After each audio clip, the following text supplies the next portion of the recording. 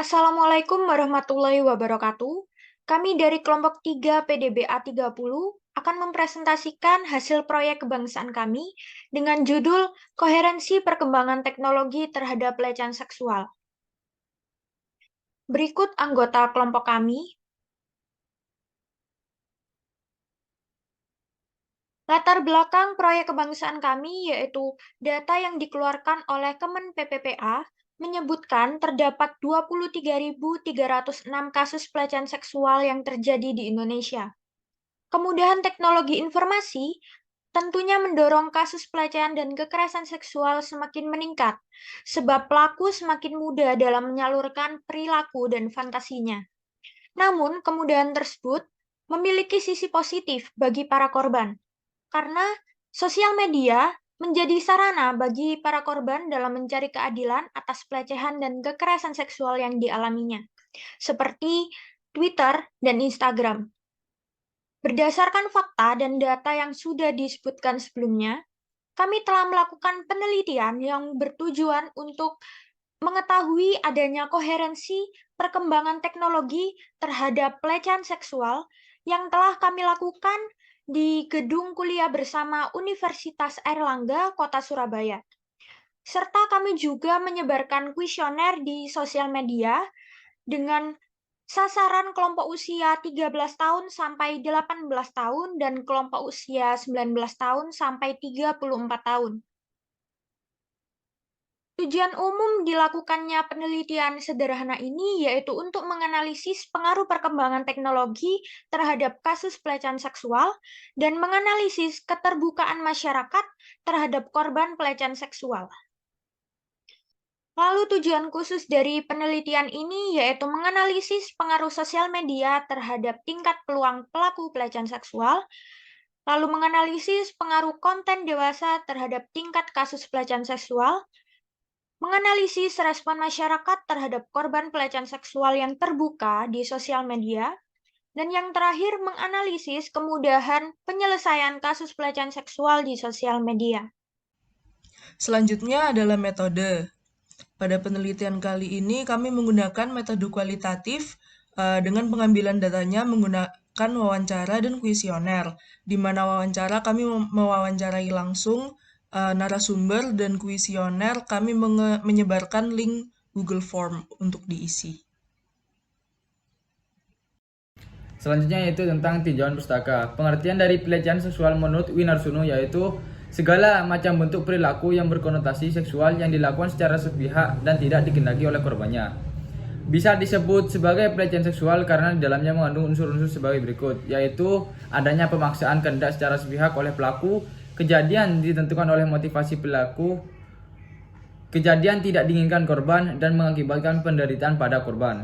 Jenis-jenis pelecehan seksual. Yang pertama yaitu pelecehan fisik, tentunya yaitu berupa sentuhan kepada korban seperti mencium, menempelkan tubuh atau sentuhan fisik lainnya.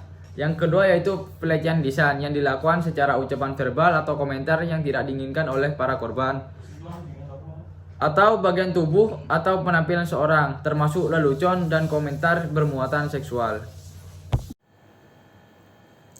Jenis-jenis pelecehan seksual, pelecehan nonverbal atau isyarat, bahasa tubuh dan atau gerakan tubuh bernada seksual, kerlingan yang dilakukan berulang-ulang, menatap tubuh penuh nafsu, isyarat dengan jari tangan, menjilat bibir atau lainnya.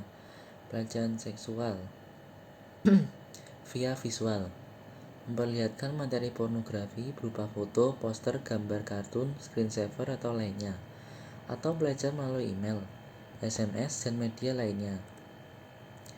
Pelecehan melalui psikologis atau emosional, permintaan-permintaan dan ajakan-ajakan yang terus-menerus dan tidak diinginkan, ajakan kencan yang tidak diharapkan, penghinaan atau celaan yang bersifat seksual. Pelecehan seksual yang dihadapi laki-laki maupun perempuan dalam berbagai bentuknya, mulai dari komentar yang berkonotasi seksual dan kontak fisik secara tersembunyi, memegang, sentuhan ke bagian tubuh tertentu, hingga ajakan yang dilakukan secara terang-terangan dan serangan seksual. Teknologi merupakan sarana dengan tujuan menunjang kebutuhan manusia. Namun, seiring dengan berkembangnya zaman, teknologi pun dapat semakin disalahgunakan. Salah satunya ialah melakukan pelecehan seksual.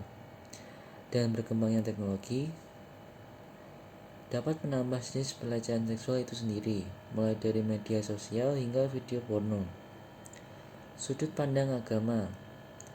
Allah Subhanahu wa Ta'ala telah memperingatkan manusia untuk menjaga pandangannya agar terhindar dari hal yang tidak diinginkan. Dalam surah An-Nur ayat 30.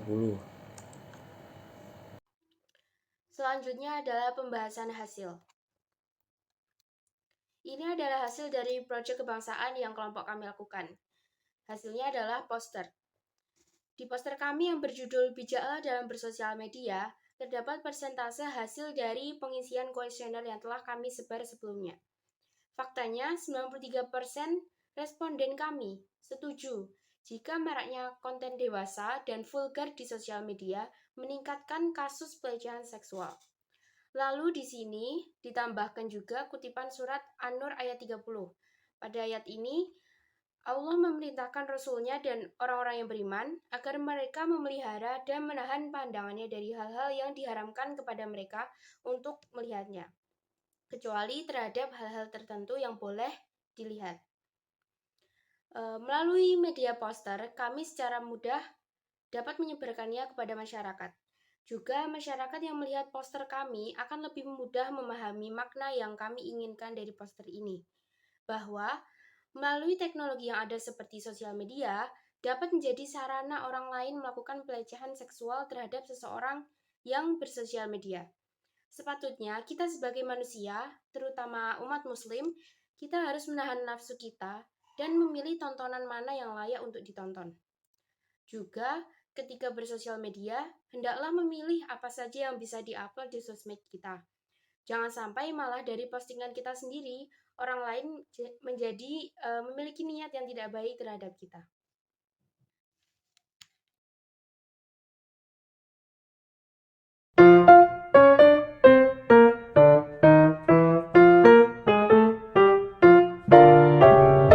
Nama saya Farah Sabila Ainia, Ukadila. Nama saya Tegar Laksana. Saya Exo Tirsa Pasrawan. Nama aku Rara, umurnya 18 tahun. Saya 19 tahun.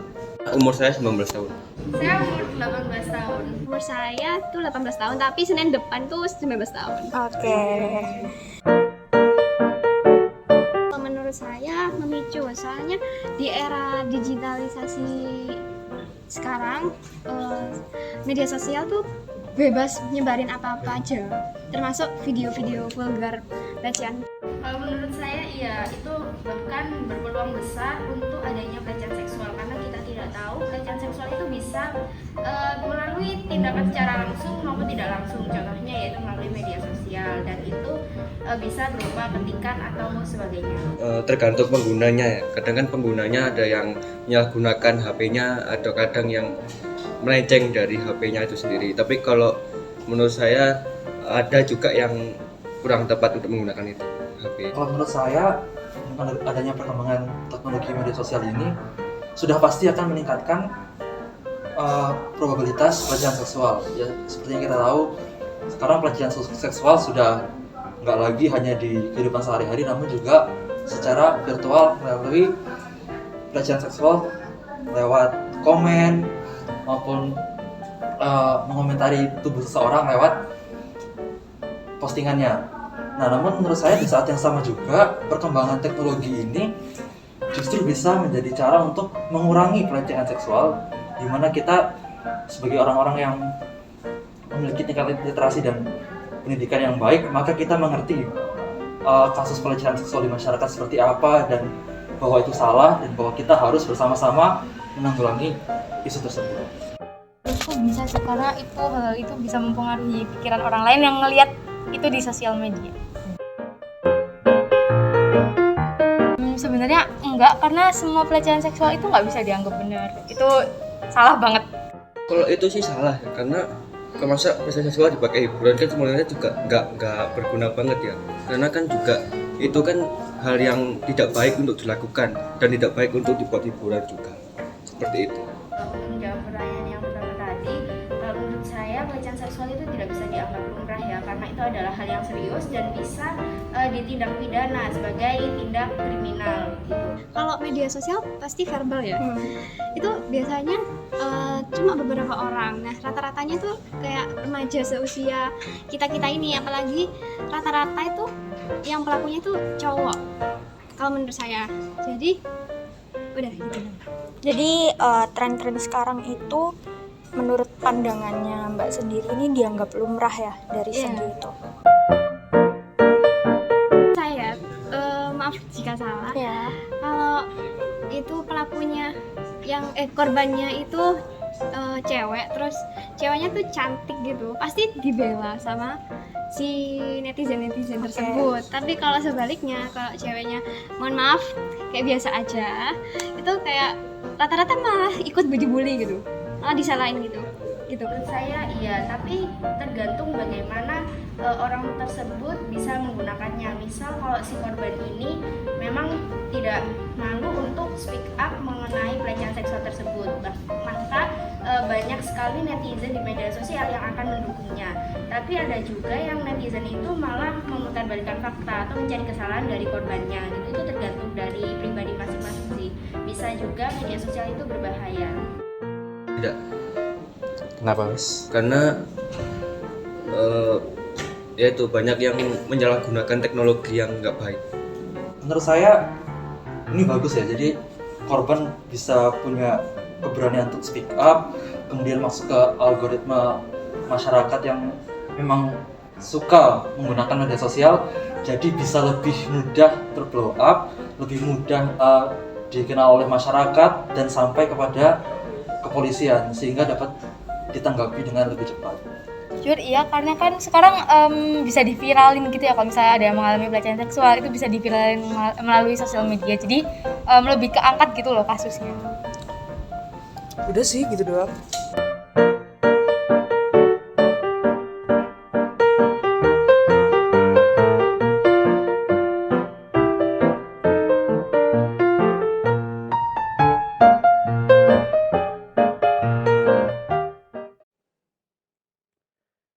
Lalu selanjutnya adalah kesimpulan. Semakin berkembangnya teknologi, maka semakin besar peluang seseorang untuk melakukan pelecehan seksual. Namun, teknologi juga dapat berdampak positif dalam penyelesaian kasus pelecehan seksual itu sendiri. Meskipun terkadang dapat menjadi pedang bermata dua bagi korban itu sendiri. Dalam menggunakan sosial media, kita harus lebih bijak. Tidaklah pantas seseorang muslim dan muslimah melakukan hal yang di luar ajaran agama. Kita harus dapat memanfaatkan perkembangan teknologi sebaik mungkin, menyebarkan sinyal positif bagi umat di seluruh dunia, menunjukkan bahwa Islam adalah agama yang memberi kedamaian bagi seluruh umat di dunia. Sekian presentasi dari kelompok kami. Wassalamualaikum warahmatullahi wabarakatuh.